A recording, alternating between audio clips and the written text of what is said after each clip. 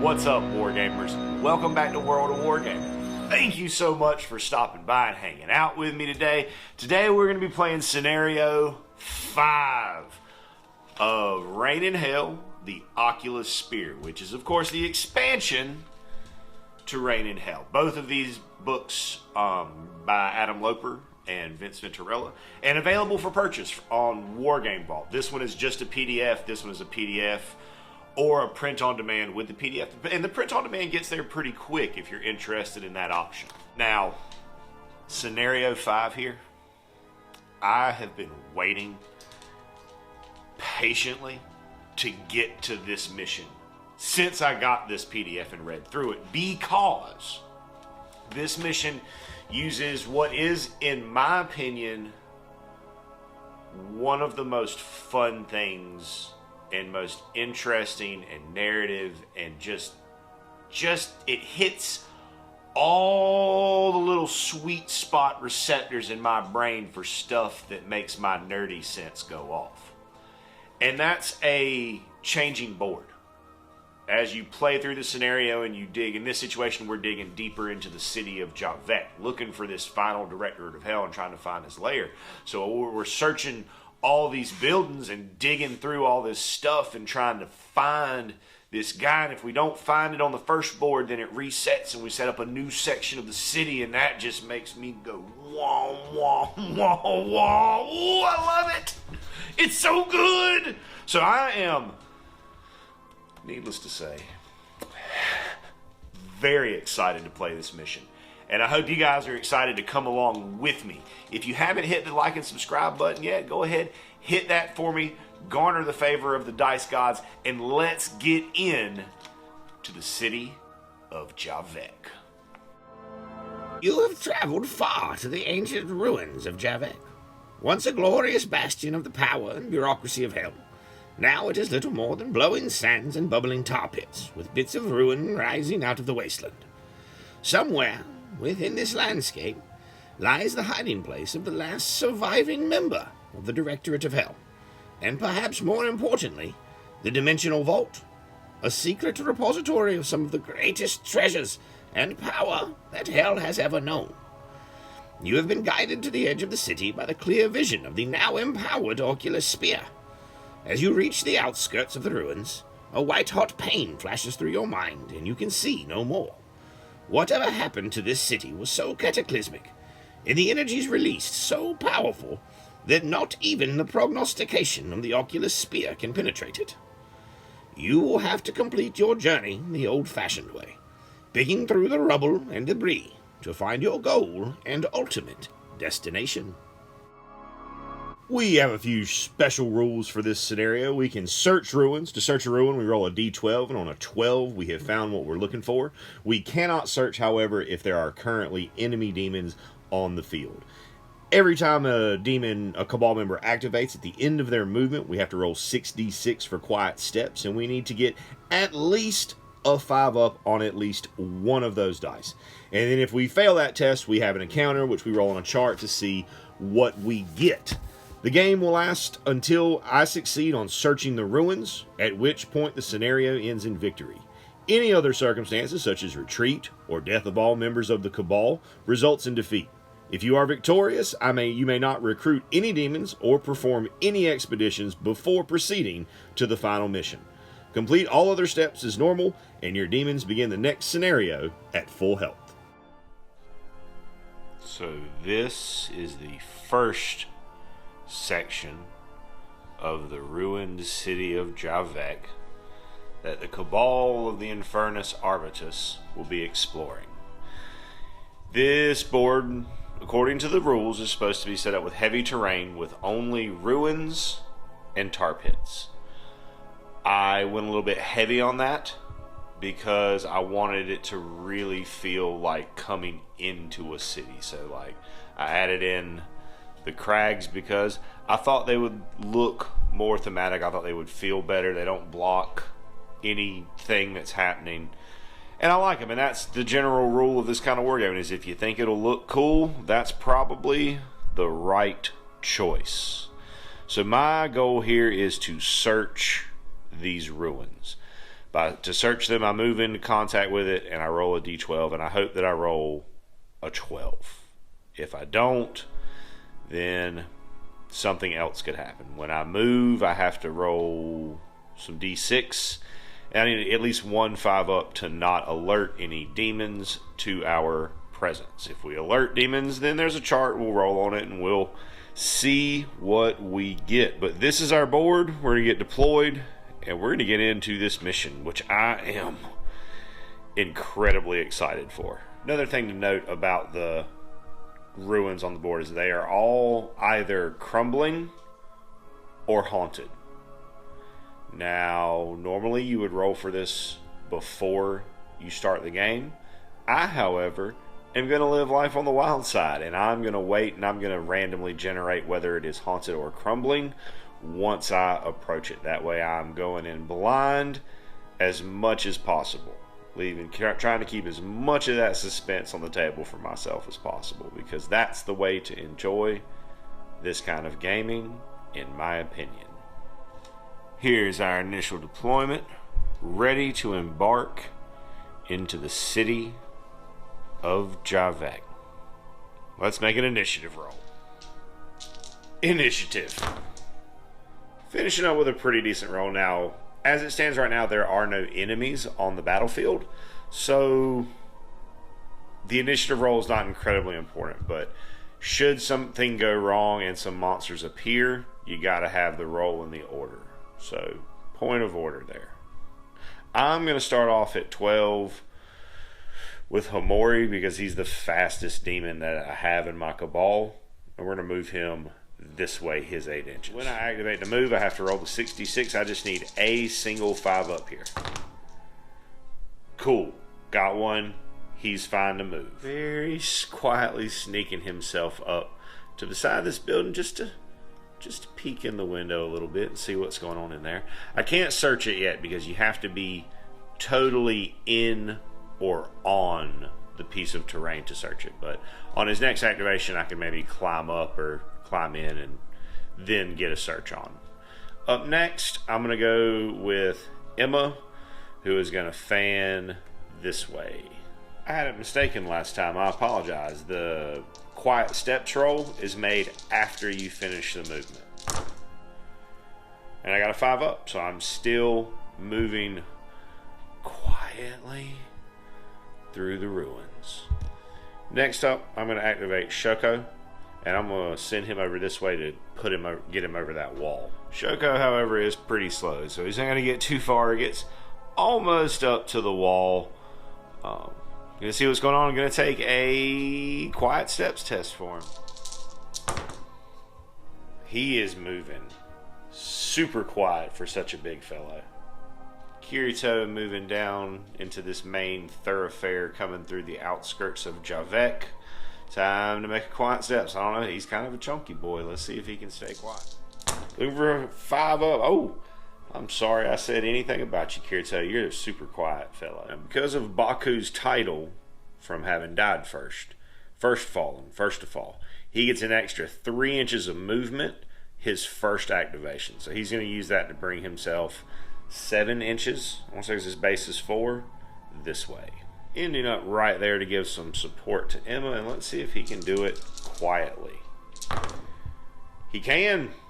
Just barely, but barely is good enough. Up next, we're going to do Kirito, his 6-inch movement, coming up this way near this little well. And I fear that I may have just called him Kirito. That is not Kirito, that is in fact Kenshin, and let's see if Kenshin can move quietly. He can move so quietly. Last is Okina bringing up the rear. Let's see if he can do so quietly. He can. Alright, so we go to round 2, and we start moving quietly through this city, searching the ruins for the entrance to the leader of the Directorate of Hell. Initiative. So, on my activation of 12, I am going to activate Homori, who is going to climb up to the top of this building. So he's going to come up 3, and then I want to jump across here. Another 3, so I can get to right there. And I'm going to find out what kind of ruin this is, and then I'm going to search it. 4 up, it is haunted. On a 1 to 3, it is crumbling. It is haunted, so on a 5 up, whew, I am safe from the ghosts. And I also need to make a quiet steps roll. Oh, look at Homori moving quietly through here. Ninja style. Get it, my man. So Kirito's movement is 6. We'll take him to just inside the doorway. Technically, he would take him to like in the doorway. So I'm gonna set him in there, and we're gonna see what happens inside that. We'll stick him right here on the outside, but he is in that doorway. And let's do some quiet steps and see what kind of building we got here. So quiet steps. Stepping quietly. Okay, and for what kind of building it is. Haunted again. Let's see if I take any spirit damage. Ooh, I gotta look. So as the ghosts come out to get me, Kirito will take 2 points of damage, but I'm still able to search.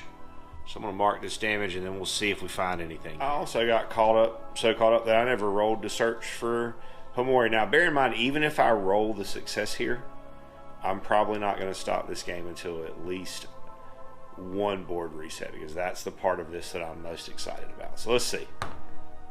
10, that's a fail for Homori, and for Kirito, does not find anything. Gonna move Kenshin his 6 to right there. Make a quiet steps check. Whoo, so quietly. Alright, so I'm gonna bring Shoko on around this, start working him around this side of the ruins, just for potential support if something pops off on this side. We're gonna say an inch up, an inch over. So I got a 2.5, so I'm gonna get to like right here ish on the other side. Just kind of heaving a leg over the wall one at a time, and then getting a little stutter step. Let's see if he managed to get over that wall quietly. Oh, he did not get over quietly. So now it's time to roll on the encounter. D6 here. 2 will be Slaughter Fiends, and we get 1d6 plus 3 of them. 4 plus 3 will be 7, and they will be set up in the nearest unoccupied ruin to the person who failed the test, which means they're gonna run on from this table edge and occupy this space right here. Slaughter Fiends coming on from this road and immediately occupying this ruin, looking down as my demon cabal tries to push past them to get further into the ruined city of Javek. And when they spawn, we roll new activation dice. Ooh, that is not good. We also need to see what kind of ruin that is. It is a crumbling ruin. And with those guys in it, let's see what that crumbling ruin does. Nothing. So I think that I want them to have to come to me a little bit. So I'm going to go ahead and pull Okina up the street a little ways. Ending right there. Going to Slaughter Fiends on 10, which will mean this guy's within 5 of him, and I didn't see anything that says they can't jump, so we're going to say he jumps down and takes a swing at Homori. Fiend is normally combat 6. This will be at combat 5 because Homori is a tentacle beast. No bonuses. Oh, I rolled too many dice. Do it again. Still looking for 2s, so 4 successes. Homori is combat 4, looking for 6s. Getting 1, taking 3, down to 4. So my next move here is going to be to move like 2.5 to here and then 3 up. And be standing right here to charge that Slaughter Fiend. Right there, get him. Kitchen is combat 7, +1 for the charge, looking for 2s. I have rerolls, but there's no need to make them. All hit. Add 1 more dice there because I should have been combat 8, because 7 +1 for the charge also hits. So I could potentially just wipe this demon off. He saves 1. I gotta look and see how much health they have. Slaughter Fiends have 10 health, but that will bring it down to 3. I technically cheated the Slaughter Fiends. They would be able to go again. However, they don't currently have anybody within 5 of them except for him, and he can't get through the bell. So I guess with his movement, he would move down and toward. So he's going to end up on this side, I believe, is his closest, most direct route towards somebody. Because the algorithm says that if they are within 5, they will move their 5 inches and try to attack. That will unfortunately not get it into range to actually make an attack, so it's there. Both myself and the Slaughter Fiends have a go on 6, so that'll be a high roll. Slaughter Fiends will activate first on 6. Until I move up, the rest of them are just going to be sitting on focus combat. So we're going to say this one is going to sit and do stay still and do focus. Moving Kirito out of that doorway and on up the street a little ways with my 6. I'm now just within 5 from this Slaughter Fiend, so it will move and attack Kirito. 6 on 6, looking for 3s. Ooh, that's a lot of 3s. Looking for 6s. Ooh, none. Bringing him down to 3. My turn on 5. I'm going to combat skirmish Homori out of here. I'm going to punch here and then run away. Going to be using his reliquary here to make it 5s on 5s, looking for 3s. Alright, 3 of them. Slaughter Fiend currently at combat 5 because of the Tentacle Beast, looking for 6s, fail. Alright, so that's a dead demon. That's a really, really good thing for me. Dead demon. I got to be able to clear these things out of here quick because they could reset and then I could go back to moving and then immediately get another encounter if I don't search, and find what I'm looking for. And Homori just moving down here. Now I do have to take a crumbling building test. Alright, building test. Safe. Well, since we both have 4s. Demons first again. Or Slaughter Fiends first again. We're all demons here. So this fella is within 5. However, that vertical movement is going to keep him from being able to actually get to Kirito. But he is going to move towards him. It was pretty much 2 to the edge here, and then 3 took him down to the bottom. Move Shoko up his 5. And try to just get him in a position where hopefully he can do something next round of activations. So this demon right here is not within 5 of anybody, so he will stay put and focused combat. We got more ties on 1. Oh wait, that's cocked. Okay, I get to go first on 1. Moving Emma her 8 inches right up there to the corner of that. Last Slaughter Fiend up under here did focus combat and stayed still. Baku moved up his 4 inches. Initiative time. Alright, so I got a chance here. Sitting here thinking, let me back up for a second, roll my soul dice that I got. 3. So I'm going to focus combat with Kirito and see if I cannot blast this thing off the board. So I'm combat 9 right now with the focus combat as a greater Slaughter Fiend. I can't kill it, but I can hurt it. Looking for 2s. Alright, so those all hit. Looking for 6s. No 6s, so that Slaughter Fiend will go to 1 health remaining. Okay, on 10 for the Slaughter Fiends. That one right there will attack first. I'm going to use my Judge.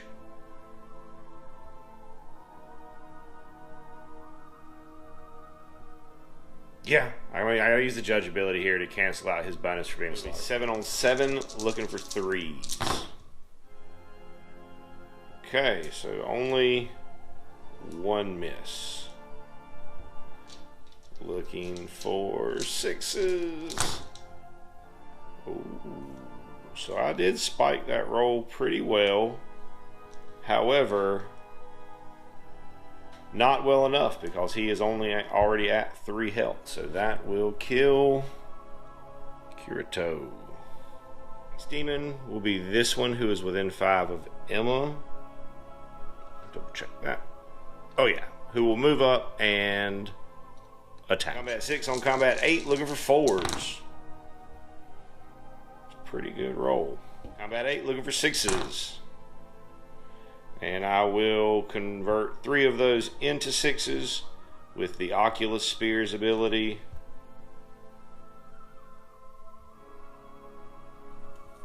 And take 1. So I didn't think he was, but Shoko is within 5 here. I don't really have to worry about Emma for a little while. She's safe because the Slaughter Fiends will not go to engage an enemy that's already engaged. I'm going to read that again to make sure I read that right, but I'm pretty sure that's the way I understood it. So for now, I'm going to use my 8 to take Shoko to right there.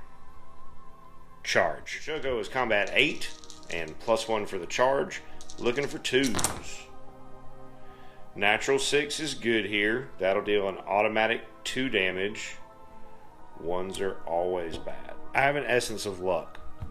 It's a once per battle ability that I can use to make any roll a 6. Now this will not trigger the hammer again, but it does make it so that if that demon doesn't pass any saves, I kill it outright here with the 2 damage from the hammer.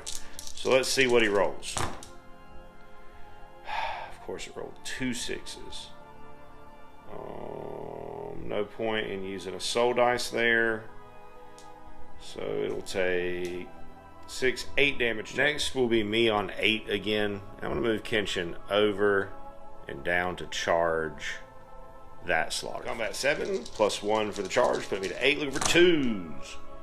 Ooh, thank goodness I'm a spine demon and I can re-roll up to 3 of those on the charge. 7 damage.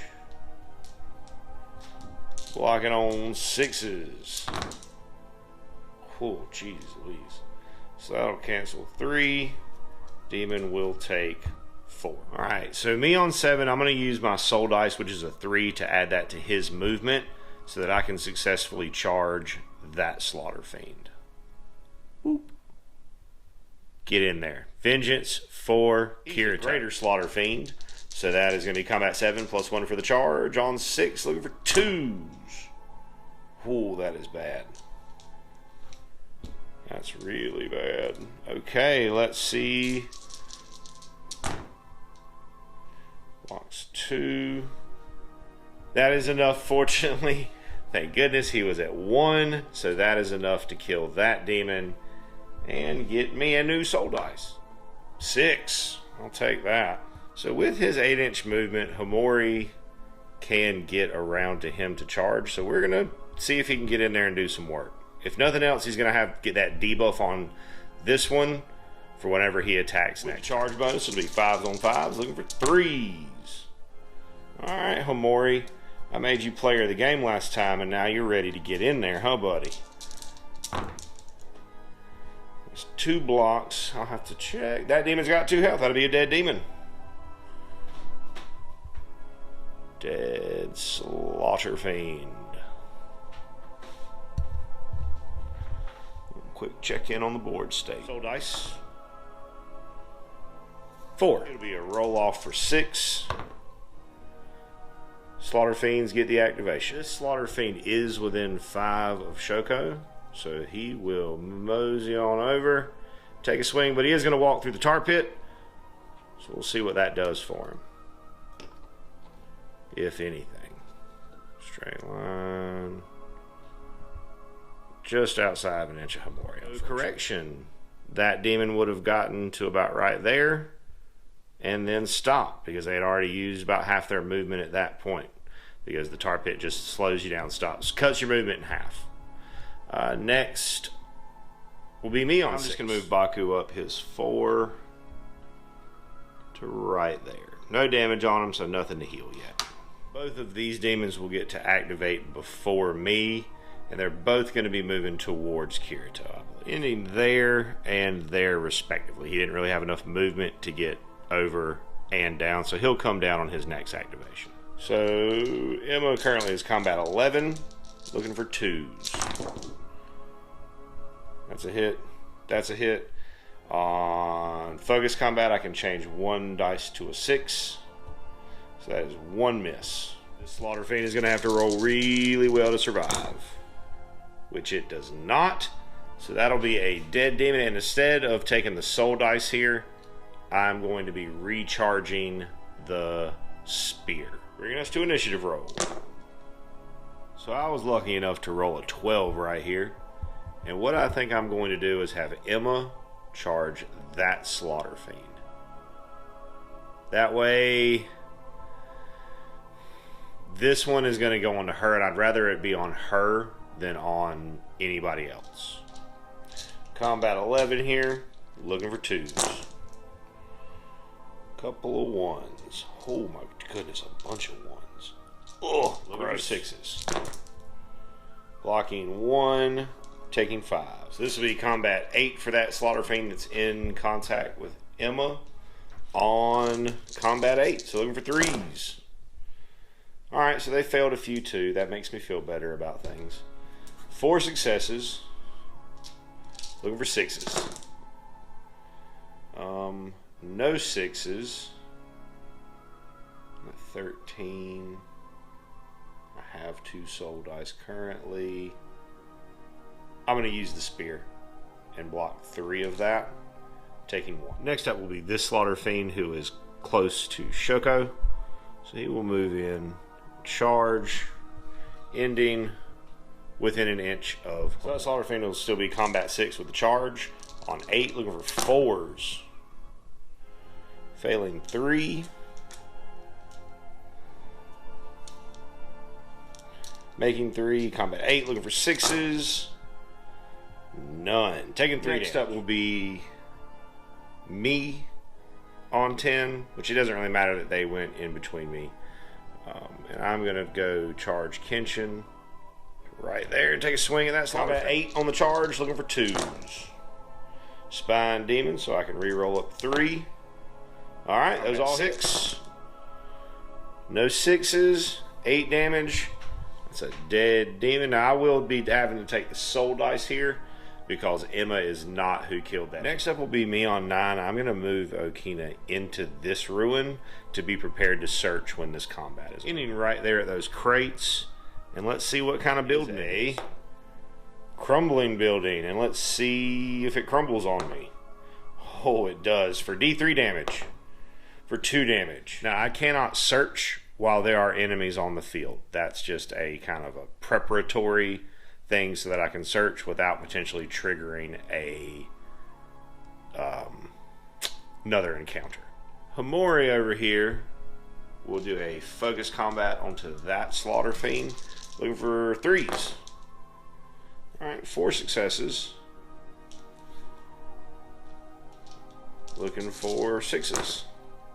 None, so 4 damage on that. Slaughter Fiend will move down and will randomize who it attacks. It will be equidistance between 2 even for Emma.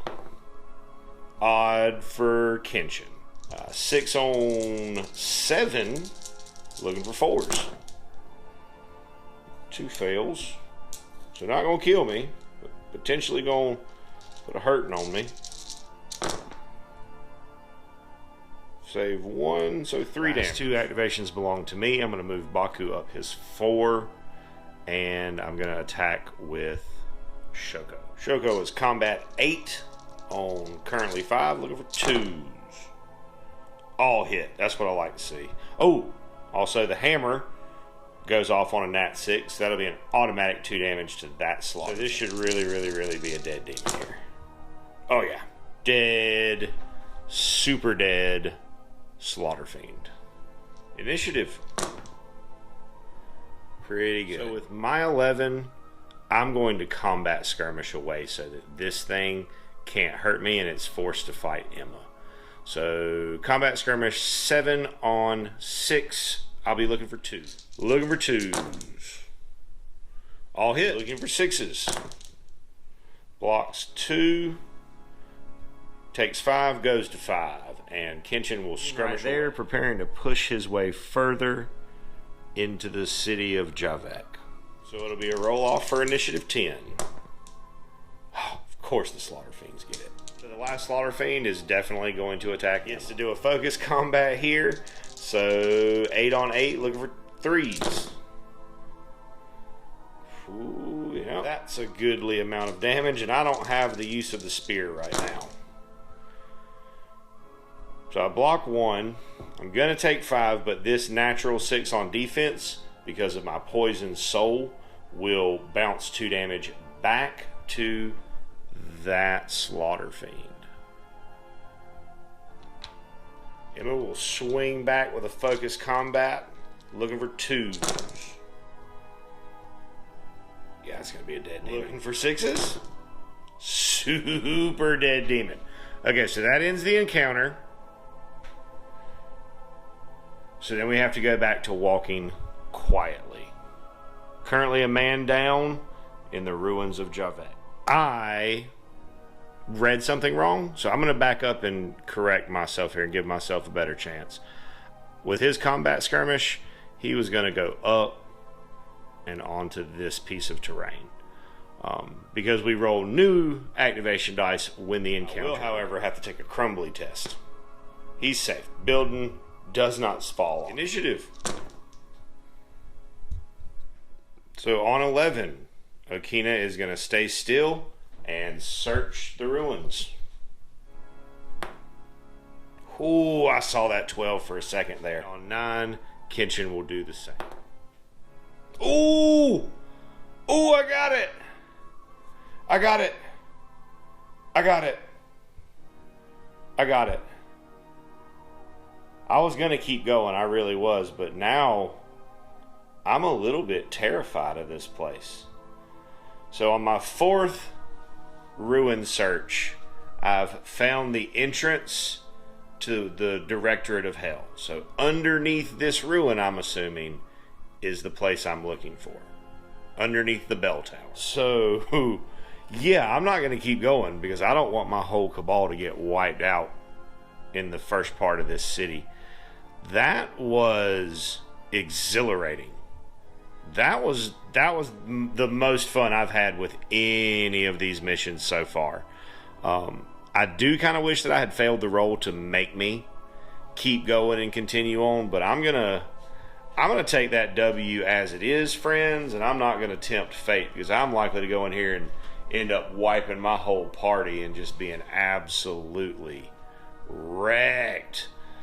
So, with that being said, take one final look at the ruins of Javek, and we'll go ahead and get the aftermath sequence of this dealt with. You have searched ruin after ruin, and just when it seemed that your search was in vain, you found it. When digging through the ruins, you find the runes of the Directorate of Hell around a hidden entrance buried beneath a pile of rubble. As you clear away the dust and detritus, bringing the Oculus Spear near the ruins, they alight with hellfire. The sound of thunder cracking echoes across the landscape. The doors fall away, revealing a yawning black void into the bowels and hell and hopefully destiny. All right, so first off, let me start off by saying I know what I said I was going to do. And I know what I did as far as, not continuing deeper into the city. But when faced with that opportunity, I'm not ashamed to say that I took the money and ran. Because I just was terrified of triggering another worse encounter and taking a further beating than I already had by losing Kirito. I didn't want to lose anybody, especially not no punk little slaughter fiends. So we are through the first part of the city of Javek, we have found the entrance to the lair of the last Directorate of Hell, and we are almost to the end. But before we get to that, we got some after game to do. We got some dice rolls. Hopefully, it'd be nice to go into this final boss fight with some loots and some upgraded kind of things. So let's see what we get. First things first, we'll roll on the death chart for Kirito, since we did lose him during the course of the battle. Getting a 7. I'm going to spend a soul dice there. I had 4 left at the end of the fight, so I'm going to spend a soul dice there. 9 and 11 is 20. Roll 1d3. Chaos power. On a 1, choose either move, life, or combat and reduce that ability by 1. On the result of 2, nothing happens. On the result of 3, choose either move, life, or combat and increase that ability. Let's see, let's just not a 1 or a 2, please. 6. Yes, twisted by chaos power.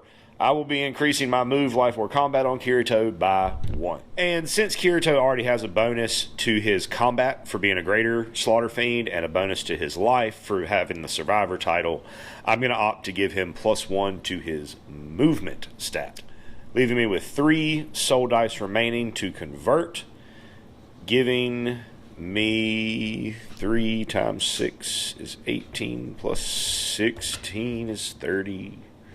I got a math. 34 souls is what that leaves me with, bringing us to a roll on the rewards table, because I'm still not going to call anybody. They've stuck it out with me this far. They can hang in for the final fight.